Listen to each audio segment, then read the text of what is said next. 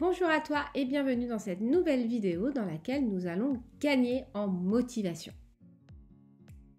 Alors comme d'habitude, on va d'abord définir ce qu'est la motivation. La motivation, c'est quoi? Si on en croit les définitions les plus sérieuses, la motivation est cette flamme interne qui nous pousse à puiser dans nos ressources pour atteindre notre objectif. Ok, beaucoup de gros mots pour dire quoi? Je vais prendre par exemple l'exemple du moment où on va prendre sa douche. Pour aller prendre sa douche, il y a toute une organisation à avoir qui va consister à préparer ses affaires, son gel douche, etc., entrer dans la salle de bain, etc., etc. On a donc dû faire preuve d'une certaine motivation pour puiser dans nos ressources, et cérébrales et physiques, pour aller réfléchir à ce qu'on allait porter et ensuite se déplacer. Et donc on a fait preuve d'une motivation, certes pas une motivation de ouf, mais on a quand même dû faire preuve d'une motivation pour aller prendre sa douche. Selon les personnalités d'ailleurs, les motivations seront plus ou moins grandes. Mais si on prend l'exemple d'un alpiniste qui veut gravir l'Everest, il fera preuve d'une bien plus grande motivation car son objectif est beaucoup plus ambitieux que la seule douche qu'on voulait prendre. Il veut quand même gravir l'Everest. Donc il devra puiser dans des ressources beaucoup plus importantes pour aller atteindre cet objectif. Donc, si je reprends, la motivation est bien cette flamme interne, donc cette sorte d'envie, qui nous pousse à puiser dans nos ressources pour aller atteindre notre objectif. Donc finalement, personne ne peut motiver quelqu'un d'autre. Personne ne pourra te motiver et tu ne pourras motiver personne. La motivation permet de puiser dans des ressources pour atteindre un objectif qui nous est personnel. Tout dépend de ton envie, de ton objectif et de tes ressources. Donc, tu vas me demander, est-ce que je suis seule face à mon manque de motivation? En gros, je dois me débrouiller seule. Et les gens disent que je ne suis pas motivée, donc il n'y a pas de solution. Pas du tout. Tu as tous les outils en toi. Et tu n'es pas seule. Donc, je vais t'expliquer comment booster ta motivation en prenant, bien entendu, le contexte scolaire et souvent des devoirs, parce que c'est souvent pour les devoirs que nous ne sommes pas motivés. Et tu vas voir, c'est ultra simple de changer la tendance. Mon conseil numéro 1, c'est du soleil, du repos et du sport. Et là, tu vas me dire, ok, la motivation, si c'est que prendre des vacances, je sais faire. Pas du tout. En fait, il a été prouvé scientifiquement qu'il existe une hormone qui s'appelle la dopamine. Cette hormone est aussi appelée hormone du plaisir. Cette hormone est synthétisée par notre organisme quand nous sommes au soleil. C'est pour ça d'ailleurs que quand il fait soleil à l'extérieur, on est souvent de meilleure humeur qu'en automne ou en hiver quand le soleil est gris. Cette hormone-là est en fait celle qui nous donne vraiment cette joie de vivre et d'avancer. Et donc en étant à l'extérieur et en profitant un maximum du soleil et en étant reposé, on va pouvoir synthétiser cette hormone au maximum. Et cette hormone est aussi synthétisée via le sport.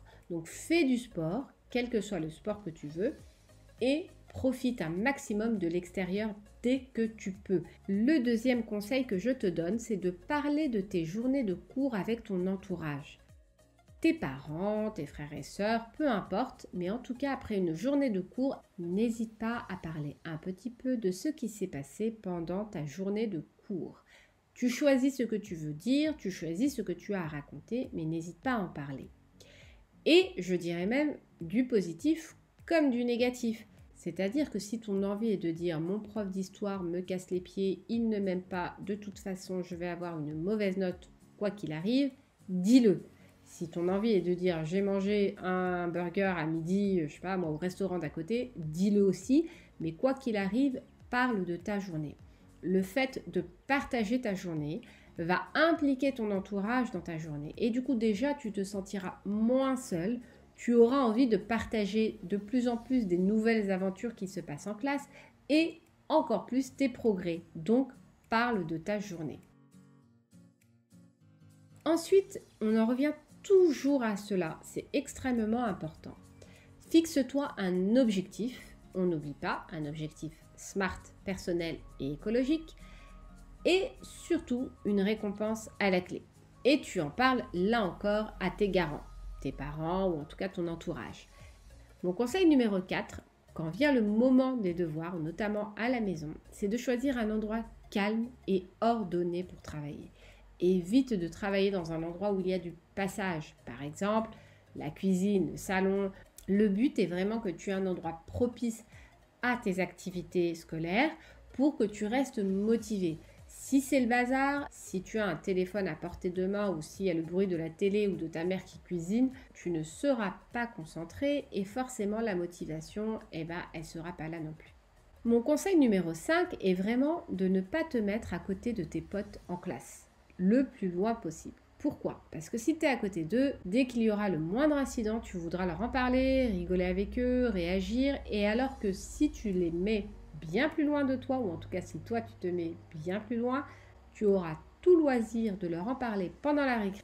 Mais en cours, tu es concentré sur ton cours et la leçon du jour. Mon conseil numéro 5, c'est d'identifier tout ce qui t'empêche de t'y mettre et de le neutraliser.